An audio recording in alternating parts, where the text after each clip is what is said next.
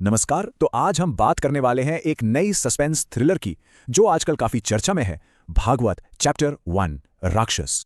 कहानी की शुरुआत होती है उत्तर प्रदेश के एक छोटे शांत से दिखने वाले शहर से। सब कुछ नॉर्मल है जब तक कि एक शाम एक लड़की घर वापस नहीं लौटती। फिर एक और गायब हो जाती है और देखते ही देखते ये सिलसिला एक ऐसी दहशत में बदल जाता है जो पूरे शहर को अपनी गिरफ्त में ले लेता है। तो चलिए इस कहानी की परतों को एक एक करके खोलते हैं। फिल्म का जो सेंटर पॉइंट है वो एक ऐसा शहर है जो अब डर के साये में जी रहा है, एक बुरे सपने जैसा। तो जैसा कि मैंने बताया, फिल्म का नाम है भागवत चैप्टर 1 राक्षस और ये एक प्योर सस्पेंस थ्रिलर है। इसकी पूरी कहानी उत्तर प्रदेश के एक छोटे शहर के इर्द गिर्द घूमती है, जहां एक के बाद एक जवान लड़कियों के गायब होने से पूरे शहर में खौफ का माहौल बन जाता है। देखिए, हर कहानी में एक हीरो होता है और एक विलन। इस कहानी के दिल में भी दो ऐसे ही किरदार हैं जिनकी टक्कर ही इस फिल्म को आगे बढ़ाती है। एक तरफ है कानून का रखवाला तो दूसरी तरफ एक बेहद बेरहम शिकारी। तो एक तरफ है इंस्पेक्टर विश्वास भागवत, जिन्हें अर्शद वारसी ने प्ले किया है। वो थोड़े गुस्सैल हैं लेकिन उतने ही ईमानदार भी। उनके लिए न्याय ही सब कुछ है। और फिर दूसरी तरफ है समीर, जिसे जितेंद्र कुमार ने निभाया है। ऊपर से देखने में बिल्कुल आम, पर असल में एक चालाक और खतरनाक शिकारी जो मोहब्बत का मुखौटा पहनकर अपना शिकार ढूंढता है। ये सिर्फ अच्छा बुरा नहीं, ये दो अलग दुनियाओं की टक्कर है। और जो बात इस कहानी को और भी ज्यादा डरावना बना देती है वो है इस कातिल का तरीका। वो सिर्फ मारता नहीं है, वो पहले लड़कियों को अपने प्यार के झूठे जाल में फंसाता है, उनका भरोसा जीतता है, और जब वो पूरी तरह उस पर यकीन करने लगती हैं तब वो उन्हें मारकर उनके गहने लूट लेता है। ये सिर्फ एक मर्डर नहीं, ये भरोसे का कत्ल है।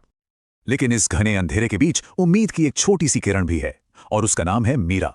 मीरा अकेली ऐसी लड़की है जो इस राक्षस के चंगुल से जिंदा बच निकलने में कामयाब हुई। अब इस पूरे केस का और इस शिकारी का भविष्य बस मीरा की गवाही पर टिका है।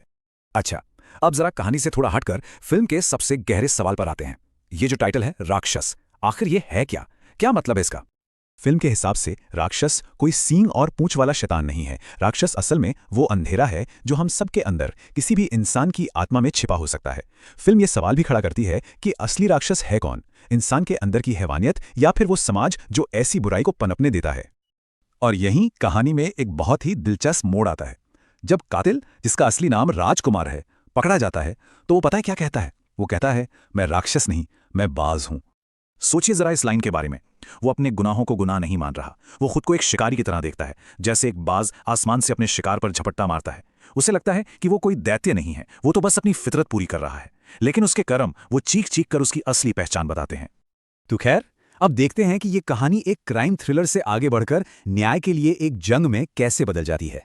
ये फिल्म हमें न्याय पाने के पूरे सफर पर ले जाती है। पहले इंस्पेक्टर भागवत की जबरदस्त इन्वेस्टिगेशन, फिर मीरा का हिम्मत दिखाकर गवाही देना, उसके बाद कोर्ट में चलने वाली तनाव भरी बहस, और आखिरकार उस राक्षस को उसके अंजाम तक पहुंचाना। तो असल में ये फिल्म सिर्फ एक कातिल को पकड़ने के बारे में नहीं रह जाती। ये कहानी बन जाती है हमारे सिस्टम के अंदर न्याय के लिए लड़े जाने वाले एक मुश्किल संघर्ष की। इसमें आपको क्राइम थ्रिलर और कोर्टरूम ड्रामा दोनों का एक जबरदस्त मिक्सचर देखने को मिलता है। अब फिल्म के आखिरी हिस्से की तरफ बढ़ते हैं।